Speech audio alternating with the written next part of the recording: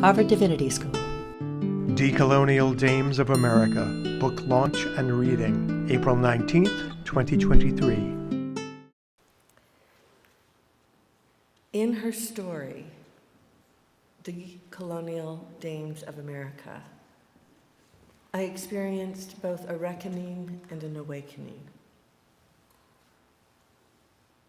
I couldn't help but look inward and ask myself what harmful history lies within my own ancestry.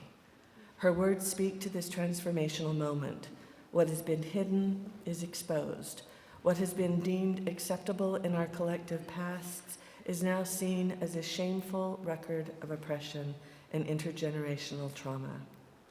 This pain spills over beautiful bodies brutalized by this history and seeps into those who denied it ever happened.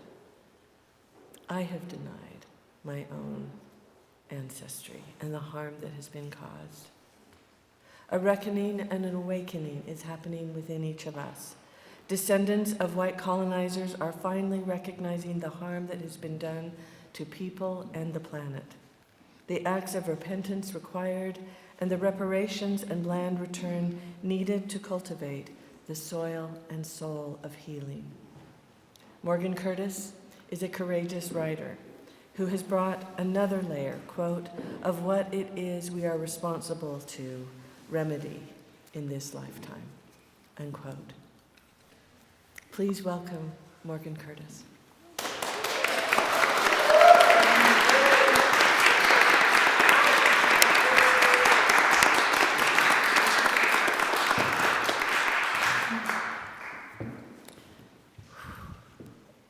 I'm going to invite you all to take a deep breath with me because I need it so much. So, yeah, just grounding into ourselves and taking a deep breath in and letting it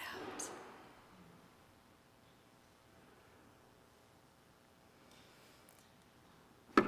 Thank you so much, each of you, for gathering here to be with me, with community, with this story tonight. Thank you, Terry and Melissa, especially for being my teachers and being such a huge part of this project and this event being possible. I begin really aware of our location tonight. Here we are at Harvard. Here we are at the Divinity School. And here we are on Massachusetts territory.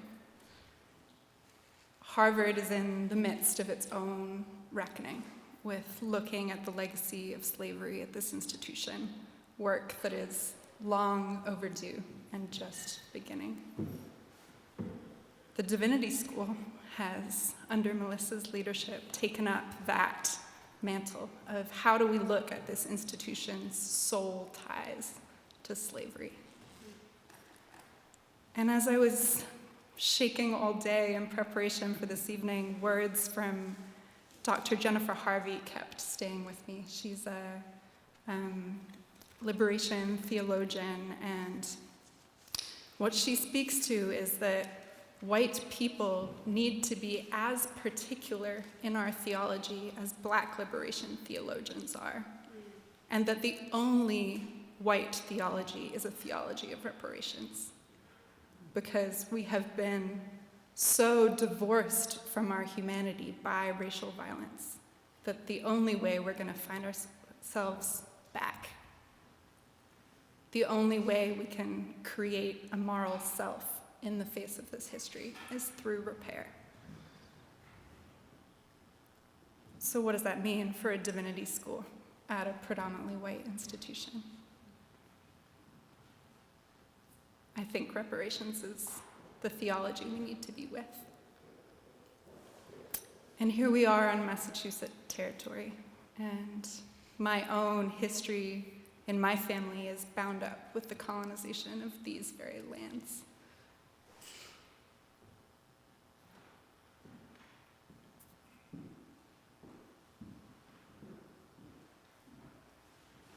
Yeah. I think what I have to say about that is this essay. So Dedicating this to healing, to justice, to repair. I'm excited to read for you all.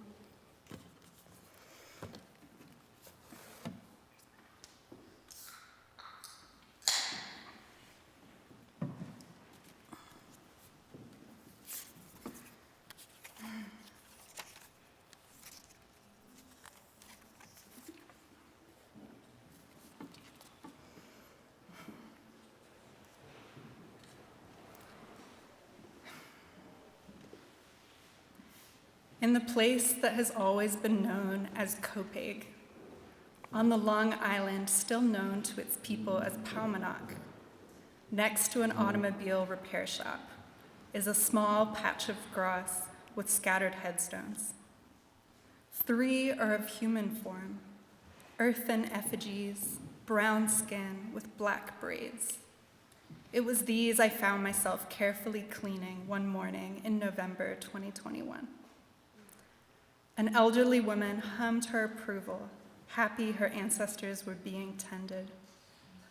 Other tribal members gathered round, snacking, chatting, and raking leaves, happily catching up after months of pandemic isolation.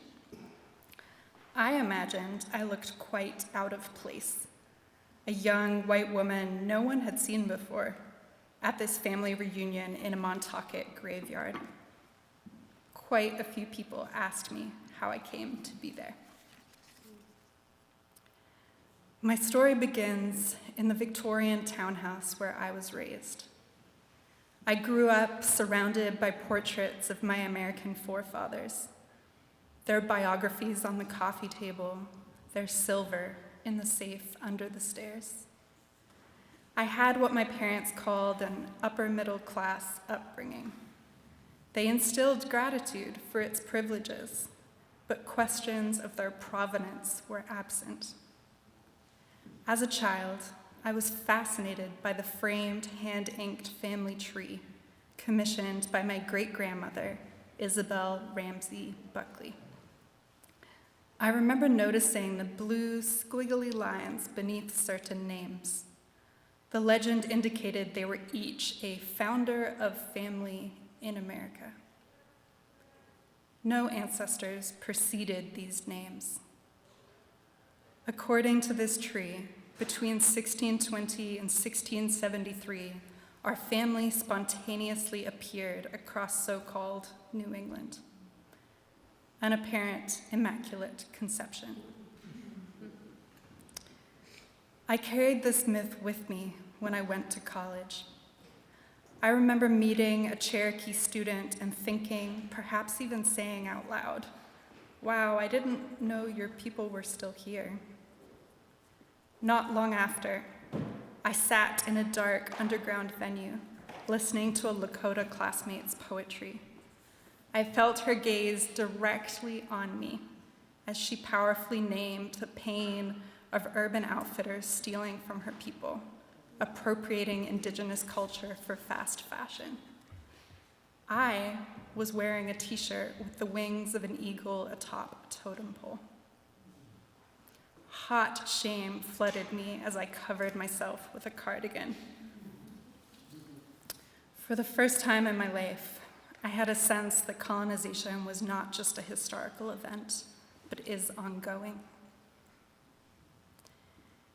In the years following, I followed a childhood love for the earth into a fossil fuel divestment campaign, making a moral and financial case for my college to leave behind this death-dealing industry.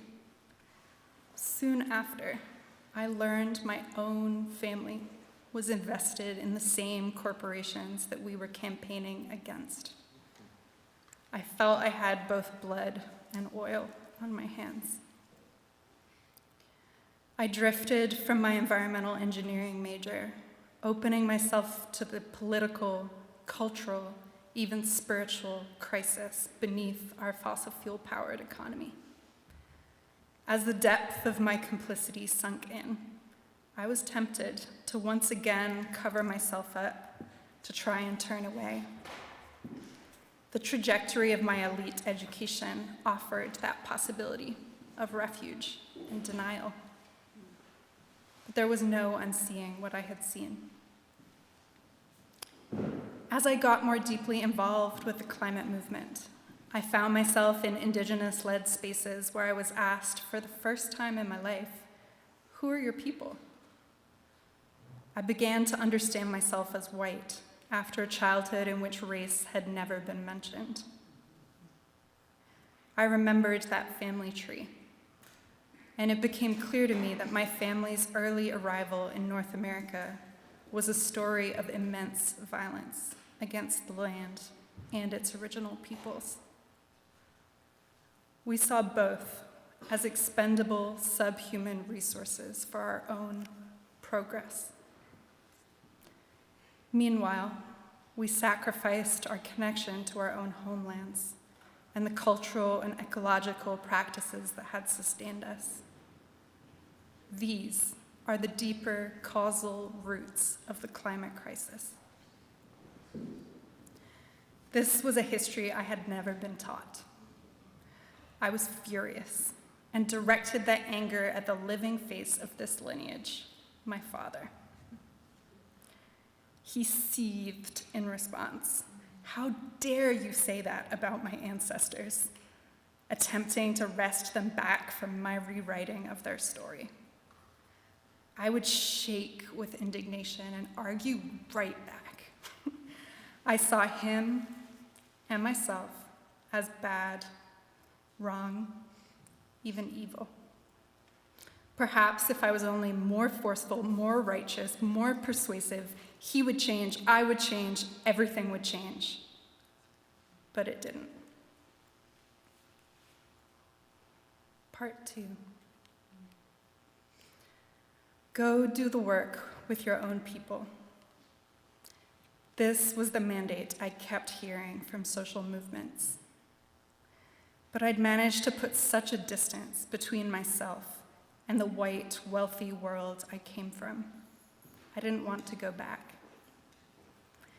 It took time for me to learn that as long as the intergenerational trauma of colonization and enslavement is still carried by Black and Native people today, the descendants of the perpetrators must come together to take intergenerational responsibility. This rebalancing of relationships between the land and all of its peoples is necessary for all our survival. It would require learning how to love those parts of myself enough to turn back towards my family, my people, and our history. So one evening in late 2019, when visiting Granny, my father's mother in Connecticut, I went to the attic to see what family records had survived her hasty, grief-stricken move after my grandfather's passing. I was on my hands and knees when I found a handmade book, cracking at the spine, spilling pages and photographs. It was titled, A Gay 90s Childhood. Gay meaning jolly, 90s meaning the 1890s, and it kept me up most of the night. It was written by Marion, my great-grandmother's first cousin. They were raised as sisters in a brownstone in Brooklyn. Marion's writing carried me from our time into theirs. Her lilting prose describes the family's devotion to that particular part of the earth on the Hudson in upstate New York, where they spent their summers on a country estate. She remarks how green the grass, how fragrant the air, and what a beautiful stillness, broken only by the birds singing their late June afternoon love songs. We share a love of horses. A horse's lips are one of the loveliest things on earth, she says, and of the unseen world. Under the harvest moon, she says, the cornfields were mysterious. I knew there were fairies lurking among the cornstalk ladies. Both Marion and Isabel were proud members of the National Society of the Colonial Dames of America. the Dames still exist today. An invitation-only membership organization that considers themselves entrusted with history's future. Marian was one of many members who wrote memoirs in response to the duty of a dame to impress upon the young the sacred obligation of honoring the memory of those heroic ancestors whose ability, valor, sufferings, and achievements are beyond all praise. The organization was founded in 1891 when those of colonial descent wanted a story that could set them apart from more recent arrivals from Ireland, Italy, and Germany. My stomach turned with the twisted irony of being anti-immigrant as settlers, asserting our superiority through seniority on stolen land. As I continued reading Marian's neatly typewritten words, I saw how often another truth is hidden in plain sight for those who are willing to see it. I read Marian's favorite story of her grandfather's, robbing graves at a nearby Indian burial ground as a boy in Geneva, New York. I read of the family's hero son, Alexander Ramsey Thompson, who had died fighting the Seminole Indians. I saw a young black boy named Hiram standing stiffly in the back row of a family portrait. I connected the dots between the time period and geography. The country estates, oil paintings, and numerous servants, seeing a family living luxuriously during the time of remarkable inequality known as the Gilded Age. Searching online, I found a series of obituaries that revealed the source of our family's wealth: a cotton and wool mill, dry goods, railroads, gas, insurance, mining, and ports, including contracts with the Committee on Indian Affairs. All industries intricately bound up in enslavement and genocidal westward expansion. My great-great-great-grandfather, Thomas Townsend Buckley, did so well that his sons never had to work. I shook my head with grief and rage, grimly receiving another layer of what it is I'm responsible to remedy in this lifetime. For I found many such stories in my journeys around the cupboards, file folders, and bookshelves of my extended family in so-called New England. Turns out, the papers that are proudly stored away by generations previous, kept for posterity, are so often a perfect record of our participation in the theft of land and labor. Sometimes it feels like they've been waiting for me, ready to be repurposed for my generation's reckoning with our family's past.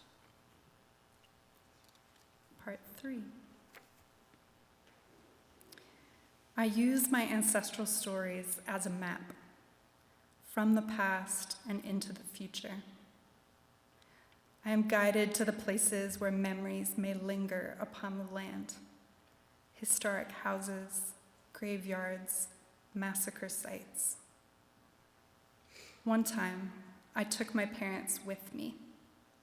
We went to Riverview, that estate on the Hudson in Marlborough, New York, that was in our family until 1918. On arriving, my father commented on how the landscape had been ruined by the down-market housing on subdivided lots. I thought to myself that it had been ruined long before that, as Muncie Lenape territory was manipulated to resemble English manor gardens. We could see the house was uninhabited, the garden wild, the paint peeling. A plaque from the National Register of Historic Places hung beside a permit notice warning of upcoming construction. We walked around the house, past the empty swimming pool, past the veranda where a photograph of Marion in her girlhood finest was taken. The basement level of the house was open to the air on one side, and we stepped inside the cool brick structure. Before I knew it, my father had pulled himself up through the floor joists, opened the basement door from the inside, and beckoned me up the stairs. He shushed my remark about the white privilege that let us brazenly enter. Together, we walked the halls of our ancestors. My father spoke his imagination out loud, of them receiving guests in the front room, eating at a long table in the dining room, sitting for cocktails in the living room, and tinkling on a grand piano. All I could see was how that world was gone, unraveled, decayed, remaining furniture dusty and broken, wallpaper faded and falling. I traced my fingers across the serving counter between the kitchen and the dining room and found myself walking up the back stairs to a small room with low ceilings. The steepness of the stairs reminded me this house was also a place of work. Perhaps some of those who served my family as butlers, footmen, cooks, maids, governesses, and groundskeepers slept in this very room. This was their home too, however uneasily. It was only in 1827 that slavery had finally become unlawful in New York State. I cannot know the texture of these relationships, but the inequity feels clear. These people gave immense amounts of labor to my family, while all of the family's ill-gotten wealth went to their descendants, including my great-grandmother, who never had to work in the household or beyond. I believe I am the first generation of my father's family in North America to not experience being served by Black people in the home. And my great-grandmother's trust fund is still generating wealth today. I said a quiet prayer of gratitude and apology. Back outside, I gathered a bunch of mugwort, that protective herb, native and sacred in both Europe and North America. "You witch you," my father said, with a half smile as I whispered my goodbyes. When I got home, I reopened a gay 90s childhood, searching for a story I remembered about one of the people who lived and worked in my ancestors' homes. His name was Charles Squires. In Marion's words, Charles had come to Montague Street when he was 17 and had been grandfather's valet.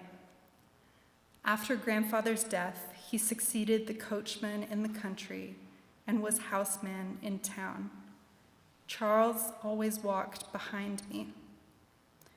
This bothered me, for I should have preferred to skip beside him, holding his brown hand, but he would force me, as it were, to stay in my place.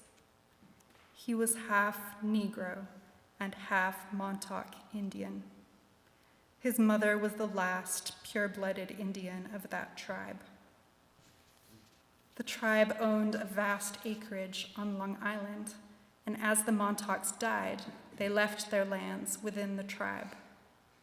Consequently, Charles was actually a rich man, but so faithful to us that he remained with us over 50 years, dying at last because of his sorrow when my father died. They were the same age, 1 day apart. With a lump in my throat, I began to research, yearning to see beyond the white gaze of Marion's storytelling. According to the 1850 federal census, Charles Squires was born in 1848 to Daniel, enumerated as Black, and Charlotte, deemed by the census taker mulatto. I found him again in 1860, a young boy, mulatto, birthplace unknown, he and his family living in Huntington, New York, not far from their ancestral homelands in the far reaches of what we now call Long Island. By 1880, he was an unwed coachman at Montague Street in Brooklyn, his name in cursive next to those of my ancestors. By 1900, he was married to Martha Fowler with a 6-year-old son, Arthur, at home. Charles's mother lived to 99 years old, passing in February 1916. Just 6 months later, Charles himself was with the ancestors. I imagine that if he died of sorrow, it was for the loss of his mother and not his master. Next, I turned my attention toward researching his people. Squires, it turns out, is a common Montaukett name, and Martha's family name Fowler is too. In 1906, the Montaukett people received a devastating blow at the hands of New York State Judge Abel Blackmar when he declared to the over 200 Montauketts sitting in his courtroom that their tribe no longer existed, and they had therefore lost their claim to any remaining tribal lands. Marion's idea of Charles's loyalty to our family, despite his wealth in vast acreage, dissolved. I could now see almost none of her story about Charles held true.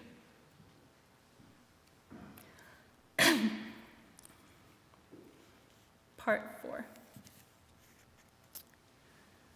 One mention of Charles and his elderly mother was in a 2015 article written by Sandy Brewster Walker.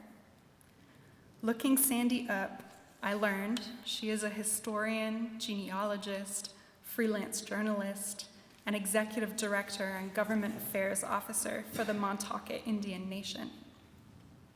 She works closely with present-day Montaukett chief Robert Farrow on the effort to restore the tribe's state recognition. Eventually, I found the courage to hit send on an email, introducing myself and describing the book in case any of Charles's descendants might wish to read the part of his story preserved in my grandmother's attic. Sandy responded right away, "Call me," with her number. My hand shaking, I typed it into my phone, and an hour or so after beginning my research, I was speaking with Charles's living relative. Sandy's family intermarried with the Squires family many times. Charles is a cousin of hers in multiple ways, and she was very excited to read the book. We dove into stories of her Montaukett family and my white, wealthy family just 40 miles or so apart. Sandy's grandfather's job was a prize-winning gardener growing acres of dahlias. At the same time, another great-great-grandmother of mine was a decorated member of the Garden Club of America on Long Island. We marveled at how close and far our stories come. Sandy told me about how the tribe's loss of recognition was often accompanied by news coverage of the supposed last Montauk Indian, just as Marion had described Charles's mother. For centuries, she shared, the two families who have led the Montauk Indian Nation are the Pharaohs and the Fowlers. Charles's mother was a pharaoh, she told me. I found words to make clear that I don't consider Charles's serving my family to have been a just arrangement, especially as a Black man, a Native man, serving a white family within living memory of slavery. I shared that my ancestors had enslaved many people of both African and Native descent over 200 years in so-called New England. And Charles's story shows me how the peculiar institution morphed only slightly through the 19th century. Don't go feeling guilty, Sandy reminded me before we closed the conversation. I shared about the work I now do organizing white people for reparative redistribution of wealth, and offered that fundraising is something I can do if needed. She found my website and called me back. You're serious, aren't you? A flurry of emails followed. History books and articles for me to read, book clubs to be part of, photographs of her own beloved ancestors. Some months later came an invitation down to Long Island to that day of gravesite restoration. I was invited to arrive early to help ready the burial grounds for a Native American Heritage Month event.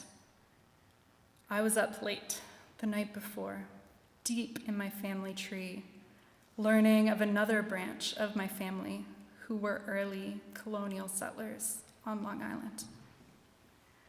I arrived with some trepidation, perhaps reverberating with ancestral memory, a projected fear my settler ancestors had of the people of this place.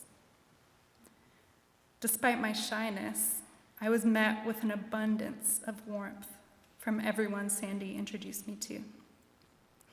I was honored to meet another family member of Charles, Myra Squires. She knew about Arthur, Charles's son, after whom a local American Legion post was named.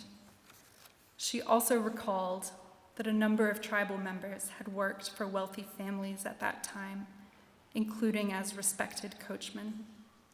We hugged, took pictures for her to show her family, and wondered what our ancestors were making of our reunion.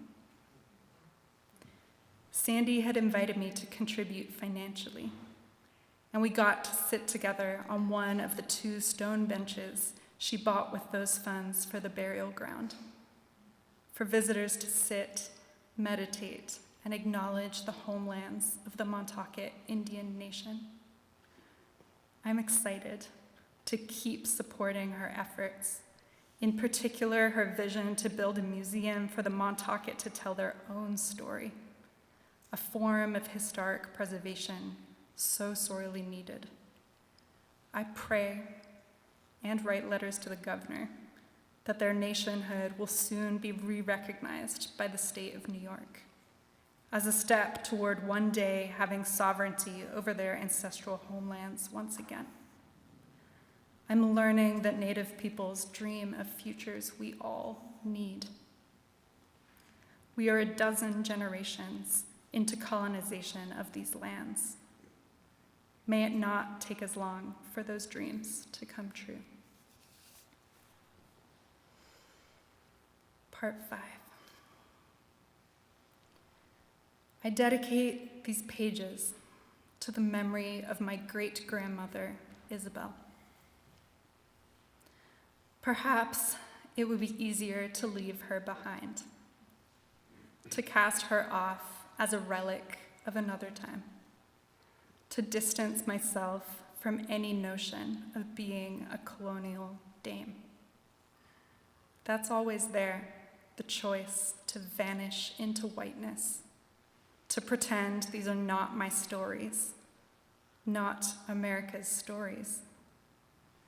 But if we do not claim these narratives, they will just be continued by others in much the same way as they have for generations. In the memoirs, statues, textbooks, house museums, and archives of the colonial dames and their like. Only when we, the white descendants of the perpetrators, claim these ancestors as our own, can we take responsibility for what was done in our names and see what we still do in their image.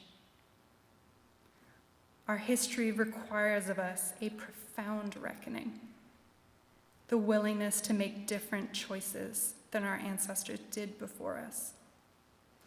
For injustice haunts us until it is put right, even over generations. It is through this work of repair we will find our way back to our own humanity. This is both material and spiritual work. I imagine one day I too will be an old white lady of colonial descent. I hope that by then we stand for something different than we do now. Perhaps a decolonial Dames of America, with a reimagined sacred obligation to act swiftly and with courage to stand with Black and Native communities in their efforts to bring about long overdue reparations and land return.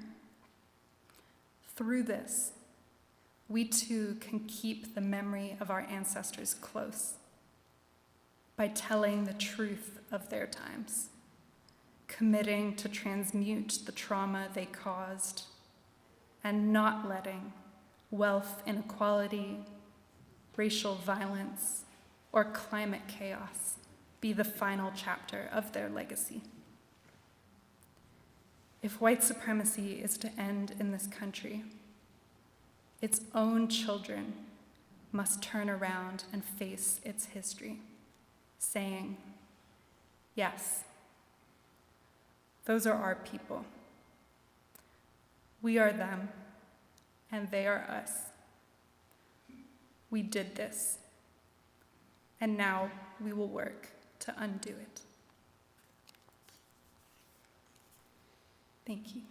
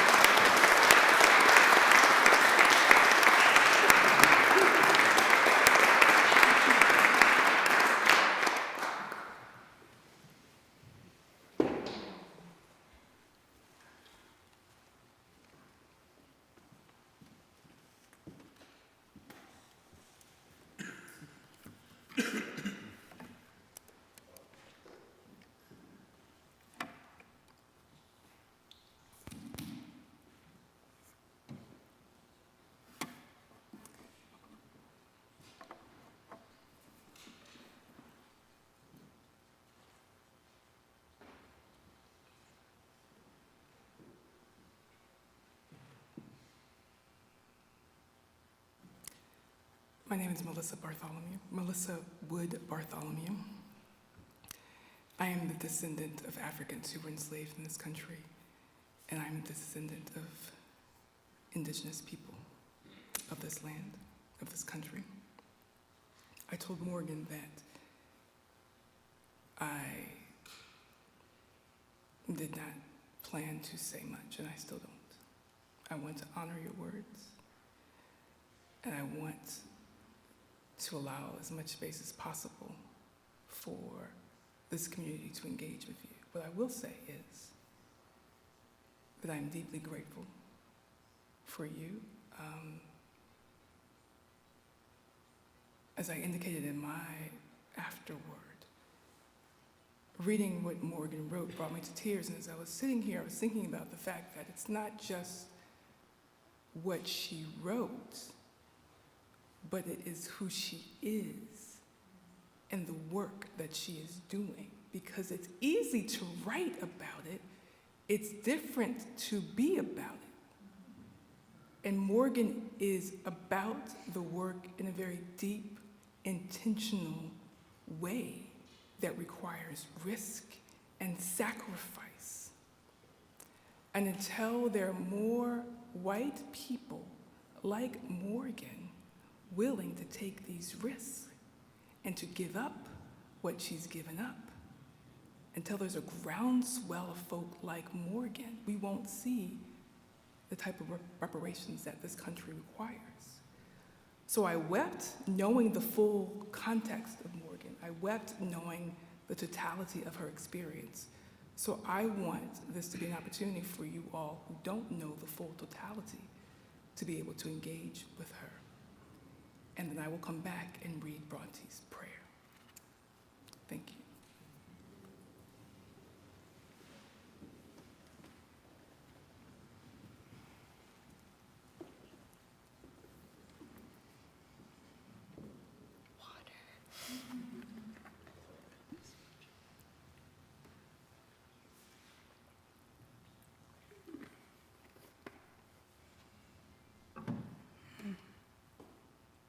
Thank you, Melissa. It means a lot. Yeah. We have some microphones, I think.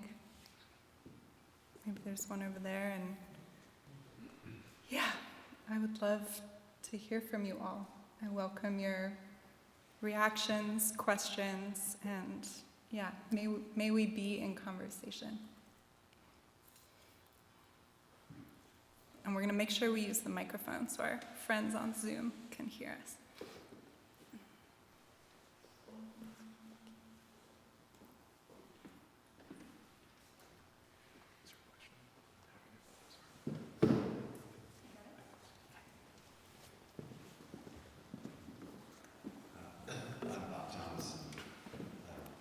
Friend of Morgan's, parent of a divinity school student.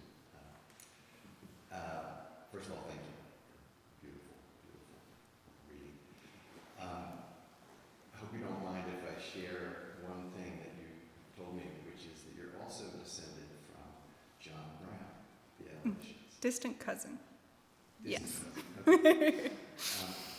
But the point still holds, which is, as you go back 200 years, of course, the number of ancestors and cousins and relations is quite exponential.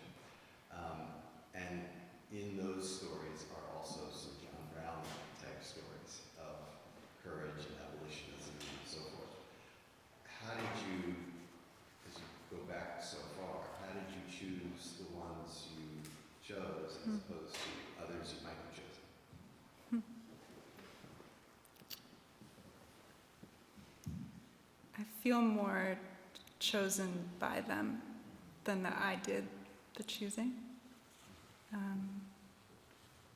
Yeah, the stories I shared just actually happened.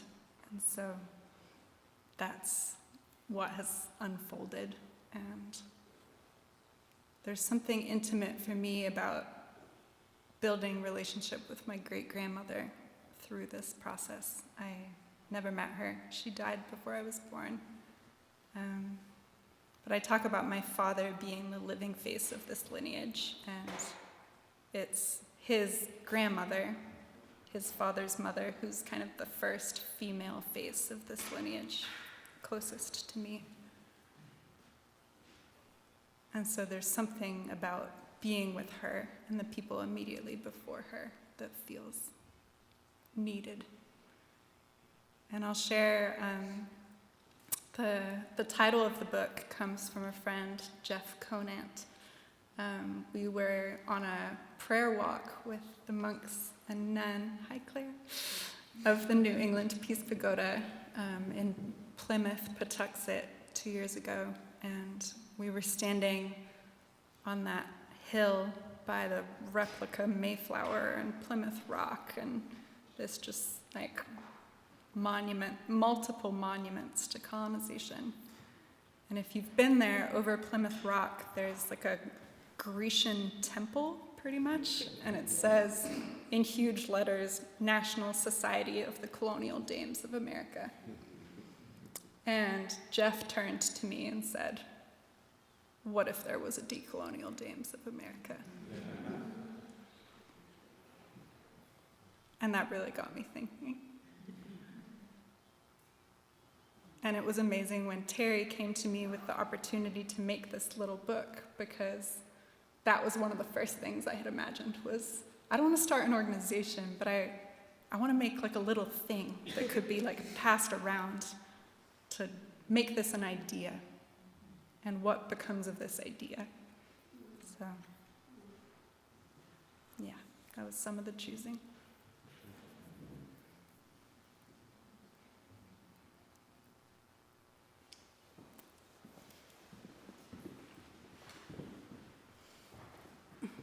Hey Morgan, thank you. I'm curious what you see the role of spirituality as in the project of reparations. I'm a spiritual person. I know not everyone identifies that way, but I'm curious like how you see spirituality fitting into this, the movement. Mm-hmm.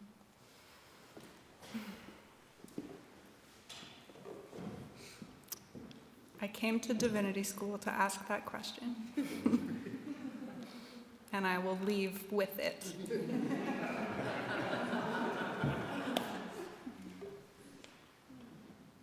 I'm thinking of,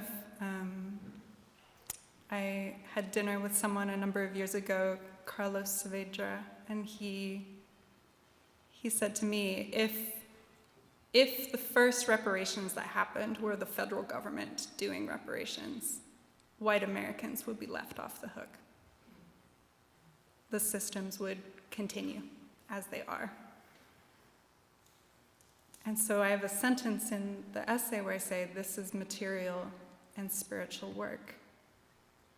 Because if all that happens is money, land,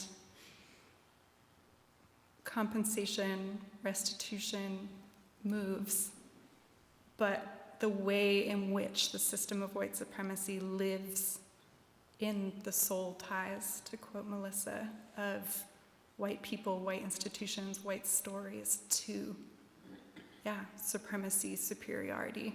If that continues, like, whatever resources have moved will come right back, because we will continue our ways of theft and accumulation. And so something has to happen at a much deeper level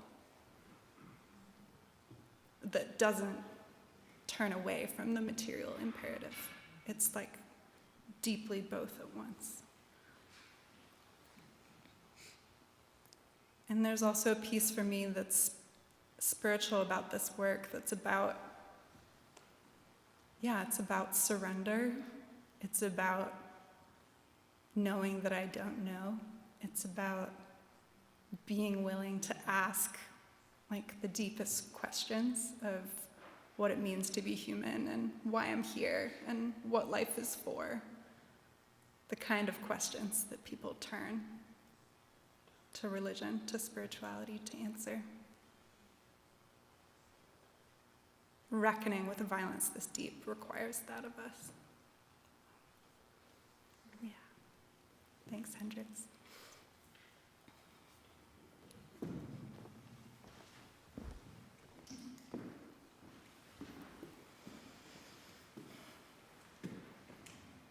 Thank you, Maureen. You are leaving here with that question alive, and I also want to posit that you have created some powerful answers to it as well. This itself is a sacred text, and the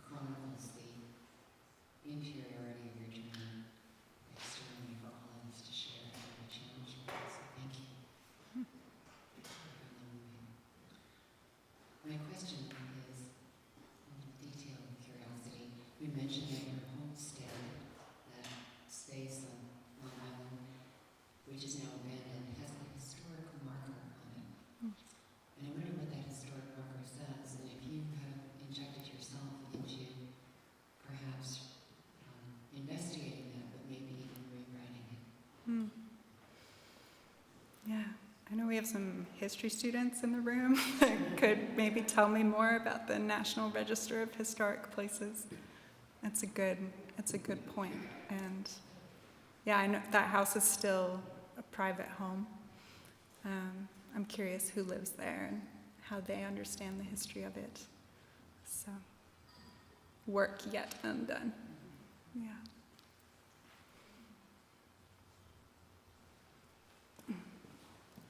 Hi, Sue.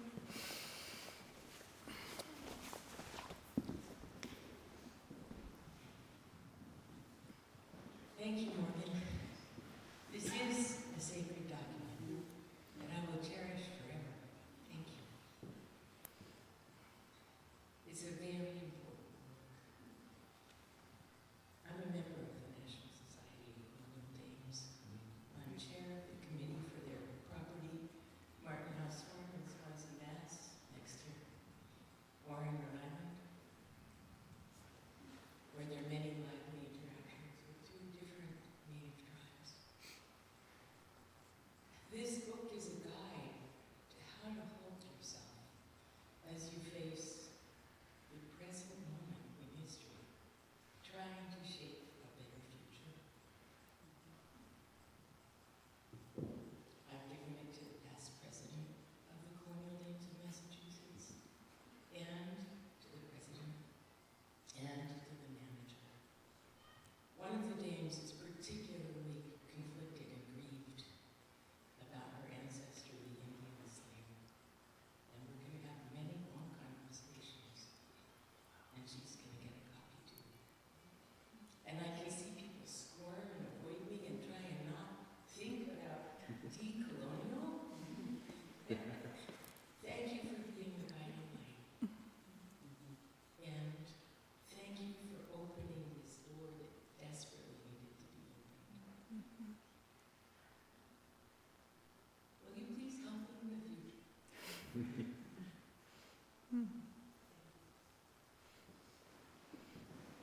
Thank you, Sue. Sue was in the writing class with Terry, where I wrote the first draft of this essay. And when I read it that time, you came up to me and were like, I'm a colonial dame.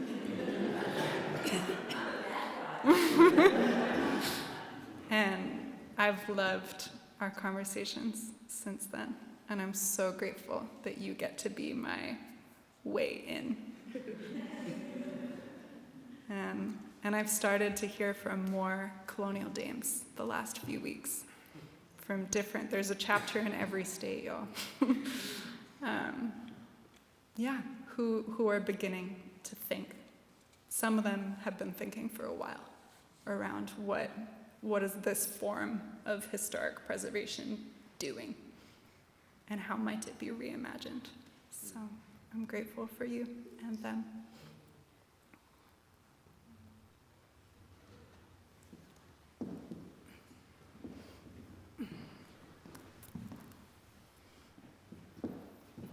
Morgan, I love this so much. Thank you. And I'm interested, if you're willing, if you could speak to your ongoing conversations with your father.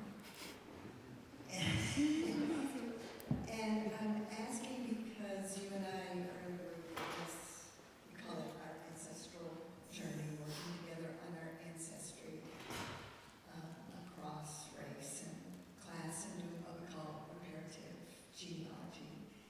And I'm finding at the point where I am in uncovering truths and retelling stories about ancestors, how it creates conflict in family conversations and defensiveness around the memory of those ancestors. And so I'm interested in how it's going in your conversations with your father. Thank you. Yeah, in the longer version of this essay, there's like a little more about my dad. And I realize I kind of leave everyone hanging in this of like, what's going on with Morgan and her dad? And yeah, it's been a powerful journey that my father and I have been on the last few years. Something I don't name directly in the essay is the choice I made to redistribute the wealth that he gave to me, about $600,000, which I've moved to Black and Indigenous organizing and land projects around the country and internationally also. And I think that's very hard for him. And one time he said to me, I thought that the purpose of my career was to maximize the inheritance of my children, and you're asking me to question all of that.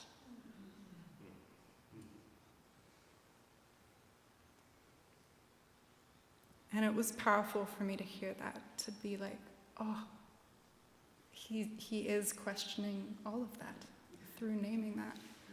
And there's been some incredible highs in the journey where he's joined me in moving resources, joined me in telling our story. My dad and I ended up doing a podcast on NPR together about our differences. And there's been some lows. There's been really some difficult periods too. And I'll speak also a little bit to kind of the extended family picture. And yeah, it's been really moving to become closer to many members of my extended family through having my attention on our history in such a way. Yeah, a lot of my family members are getting used to receiving very long emails from me about things I've learned about our people and things I'm doing in response and invitations to join me. And I was really moved a few days ago by an email from my great aunt, Molly, who is the daughter of Isabel. And yeah, she shared so powerfully about what it was like for her to read this and her willingness to name some of where she felt defensive and how she was able to move through that. And so that's probably like the most powerful feedback I could get from someone so close to the story. Yeah, thank you. Speaking of family, my cousin once removed, John at the back, had a question. Or Dan first. Okay.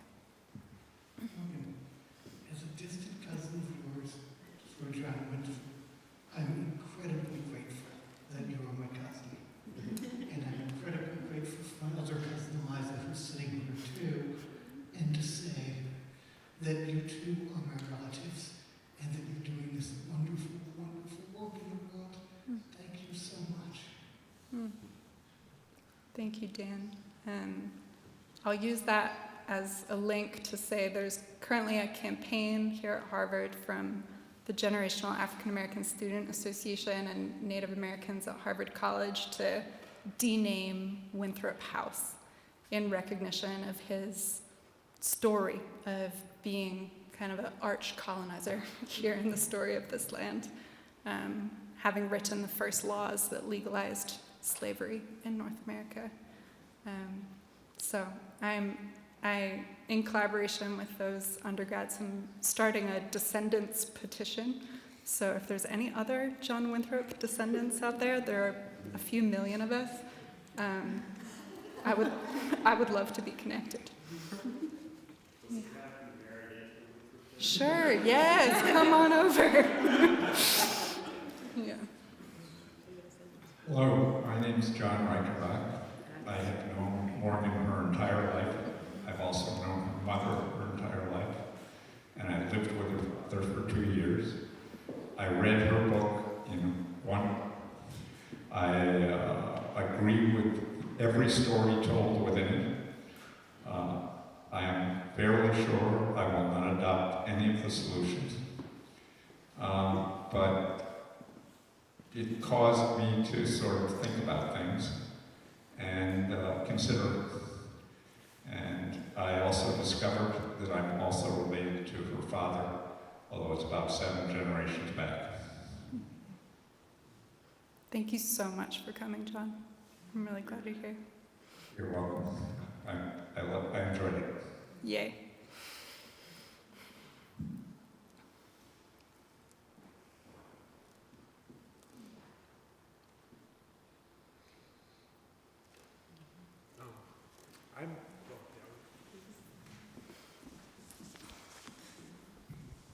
I'm here entirely by happenstance mostly, so I'm very grateful, thank you. I was curious if you had any advice on how to broach the subject with other family members and friends who are not involved in any thoughts similar to this, besides giving them the book, of course, which I don't think they would read. Every family is so different. And as I speak to a little bit in the book, I think, part of the stages of what they call like white racial identity formation is there can be a lot of guilt, shame, self-hatred when we begin to face this history. And also, as I described, it can be really easy to like throw that at one's family. And the question for me has been, what does it take to love myself enough, to like have dignity enough to not need something from them, but to have something to offer. Because I truly believe that like being on a path of repair is something to offer. It's how do I live it to the extent that those around me and my family are like, I want that too. Yeah. Thank you. Mm-hmm.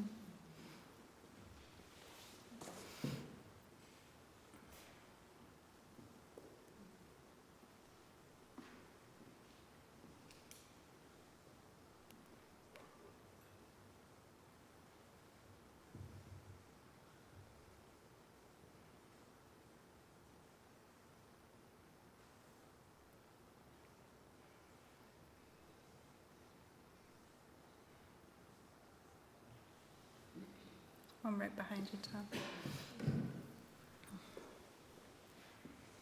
That was beautiful. Okay, thank you. In my own journey of having met you, and you've helped shape a lot of my life and reconciling with my own heritage of also being a descendant of several of those who came over on the Mayflower, and just today I had an experience that was, I did not expect it at all, of having a realization of a connection I have with my aunt who passed away before I was born, and the trauma that she suffered in her life. And so I'm wondering, in your journey, how you've been working on the intergenerational dynamics that also play a part in unraveling and repairing.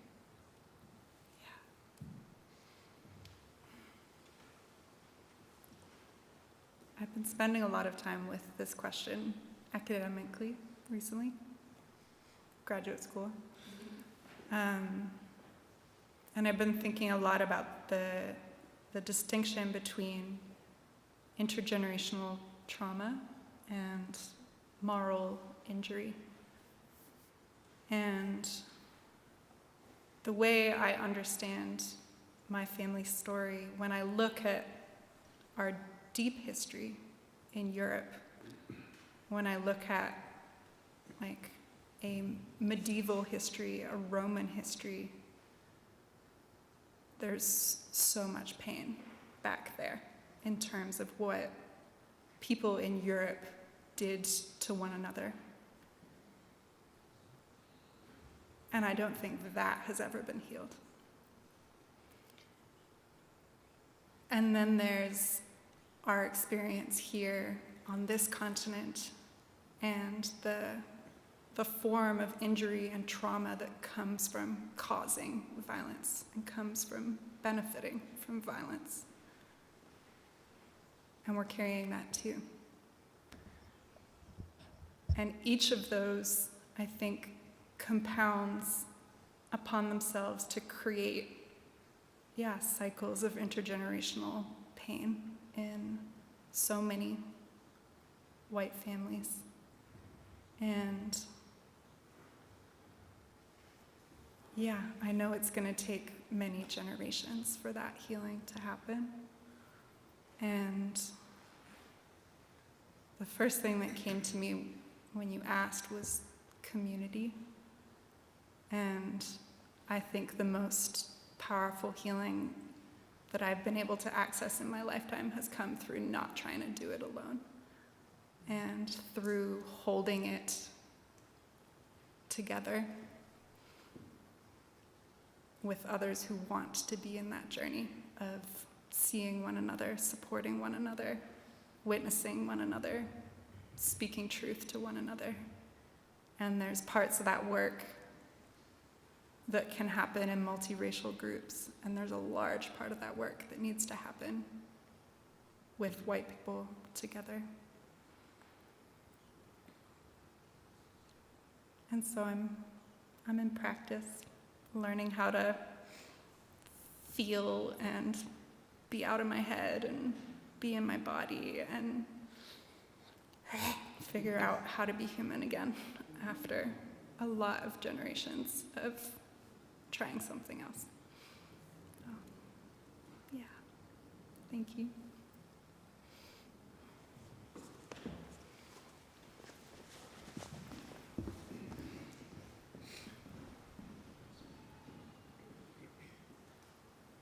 Hi, I'm Mia. Thanks for this. I was wondering if you could tell us a little of how the writing of this came through, whether that's people or texts you hope books and conversation with, or even just the process of writing it, what that was like in relation to the work that you were writing about. I wrote a lot of the first draft at Bob's dining table. Glad you're here, Bob. As an assignment for Terry's class. So I had some healthy deadline pressure.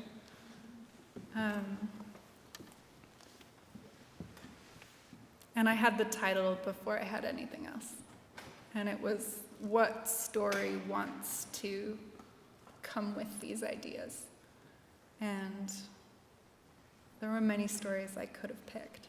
And as I said earlier, I felt chosen by this one, and I just let it come out.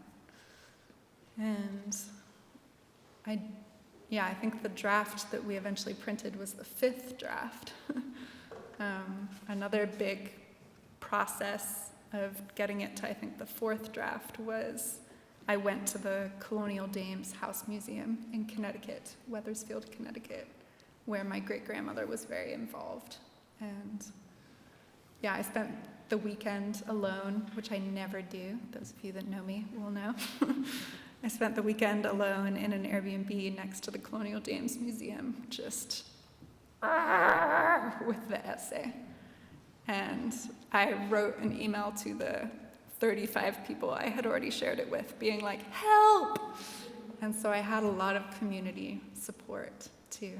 And there was one point when there was comments from 25 different people on the Google Doc being like, this works, this doesn't work, cut this, keep this. And ultimately having to make my own choices because people disagreed with each other and those dialogues were happening in the comments. And so it was a community process. Thanks.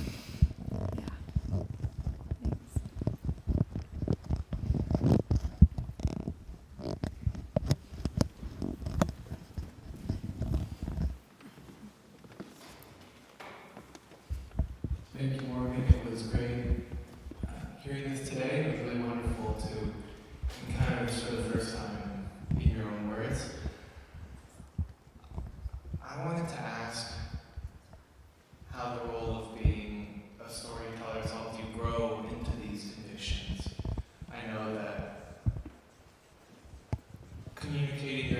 words and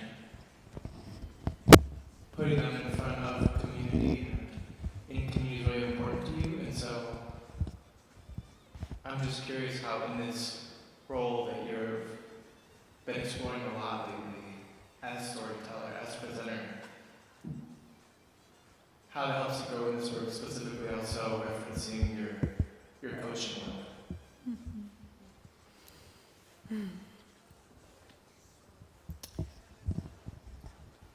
Yeah, as a young person, I loved to write. As a young climate organizer, I really identified with storytelling.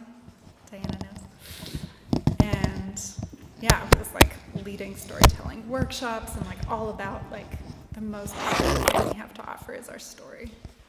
And I think as I began to be educated and examine more deeply my whiteness and positionality, there was really a period of like shutting up for me, of like, I have nothing to say and I'm gonna be quiet. And yeah, just like the last 2 or 3 years, starting to be like, okay, I have a responsibility to say something. Yeah, it has been terrifying. It's, that perfectionist, that fear of failure, that wanting to be a good person, all of that is there, like telling me like, don't talk about this in public. And so to get to this point of being able to share this story out with the world and to be here with you all tonight definitely feels like a big deal, and like a turning back towards that identity of storyteller and someone that like lets story move into the world. And I think, Terry, when I applied for your class last year, I said something like, I've been a writer for the last 8 years, I just haven't written any of it down yet. So, I feel like I've been living the stories rather than telling them, and beginning to be ready to tell them.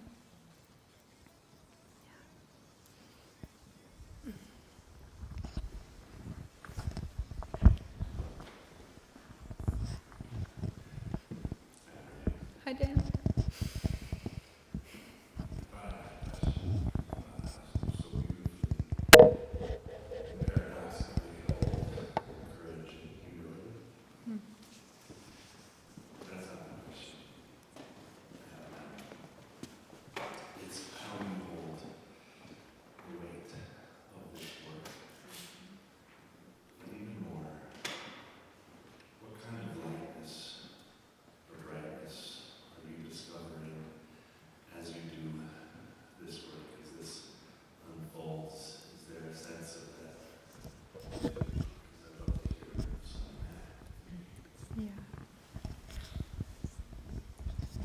Yeah, again, the first thing that comes to mind is community.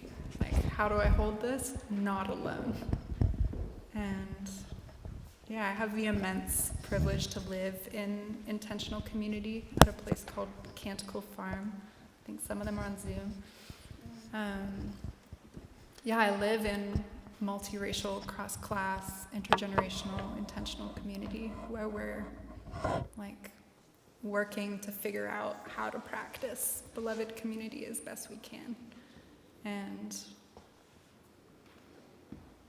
it's both where I'm faced my greatest challenge and received my most support.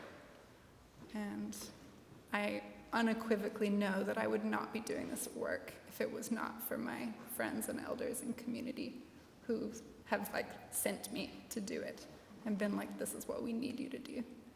And that, send me flowers and tell me I got it and like hold me in this circle of belonging. And then also the community that I've built through the work, and both like the political home and organizing work I found in organizations like Resource Generation, some folks are here tonight, Solidaire Network, and then also the communities of more spiritual practice and grief work that have come together, like Jubilee Justice and other spaces, the Ancestors and Money cohort, where we're like, how do we learn how to feel again? And how do we let ourselves break down with one another and hold one another? And yeah, your other question, joy, lightness. Yeah, I mean, sometimes it feels like wrong to say this or something, but it's like, this work is the best. Like, it's like, yeah, like the highest highs of my life have been like stepping towards this work and feeling like I'm doing what I came here to do. Like, there's no better feeling. It's very, very powerful. And it absolutely involves like raucous laughter and hilarious games and like just absurdity in the like friendships and relationships that come through the work. And like, yeah, I love it. And I feel like, yeah, like that's the sort of movement that we need to build, is one where people love to be part of it. Like, that's what will allow us to like build another culture and identity beyond whiteness as it is for it to be like irresistible. So, practicing best I can.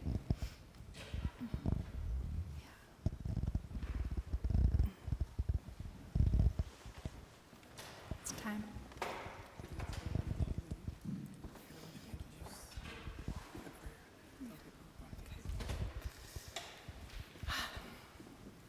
So Melissa is going to close us with the words of Bronte Velez. Bronte's a beloved friend, artist, creator, producer of Led to Life, an incredible project weaving ritual art, creative practice with ceremony for Black liberation. And yeah, I'm so grateful to you, to them, for being part of this project, for offering their words. And I'll say it was about a year and a half ago, Terry, Melissa, myself, and Bronte did an event called Weather Reports, where we kind of began the four-way conversation between us.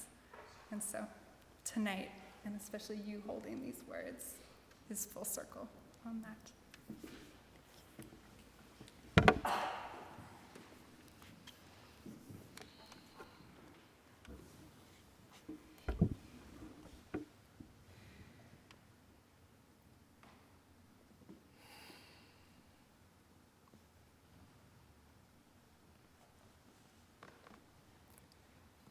Alchemy of atonement, a prayer.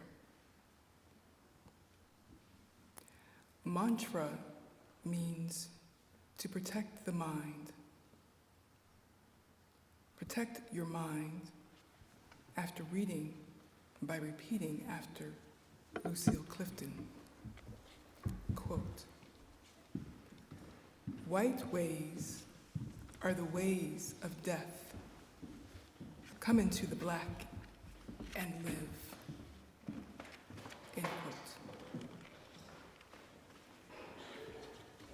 May this epistle be a prophetic embodiment of the grace, belonging, abundance that becomes available when we offer ourselves to the crucible of accountability and, quote, intergenerational responsibility, end quote. May we wander toward the fire of our lineage with the trust that our inheritances change us and that we have agency to transform our inheritances. May we be with the wisdom that the remnants wake, hauntings will keep rippling harm until we refuse to continue their legacies. May we be prepared for the fire's rage. May we craft a path that offers the fire their dignity and intelligence.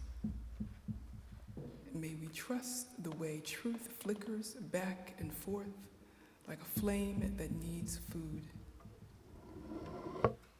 The fire can be staved on the rot of forgetting.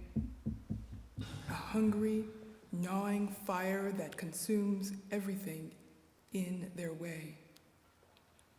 Or they can be fed integrity, memory, prayer, reparations, surrender.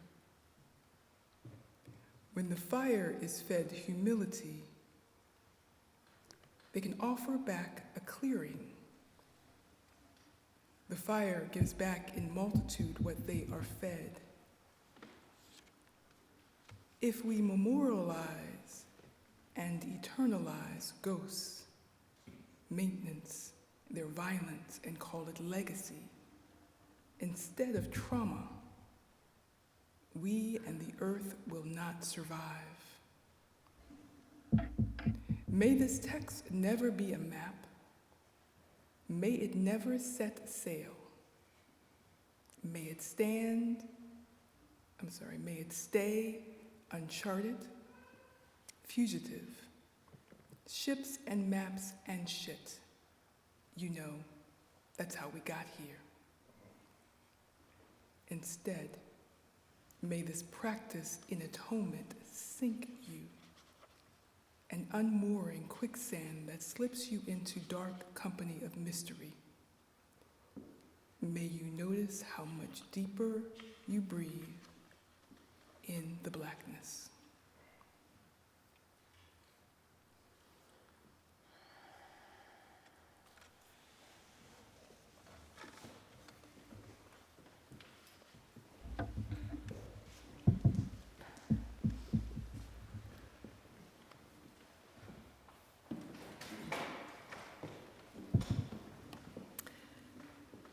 We want to thank you for being here this evening, bearing witness to courage, beauty, and the work that is all of ours. With Melissa's blessing and permission, I just want to close with her words in her epilogue called Truth Telling. With gratitude for all of you being here, for you, Morgan, for your truth-telling, for you, Travis, for your love, and acknowledging Gordon Hardy, who is also part of this circle that has helped create this prayer book called Decolonial Dames of America. Melissa, thank you for this closing. Melissa writes, truth-telling is a spiritual discipline. It liberates our soul. We need the truth to sever our soul's entanglements from the roots of colonization and slavery. Truth-telling led Morgan and Sandy together, descendants of different sides of this country's painful history, and engineered their embrace. Truth-telling is the sacred root work required for the creation of a new path for future generations to come through unburdened by the wounds of slavery and colonization. It is the medicine required for creating a world healed of racism and oppression. This is the work that will get our hearts right, so that we can all be right in relation to divine love, ourselves, the earth, and each other. We have work to do. Blessings.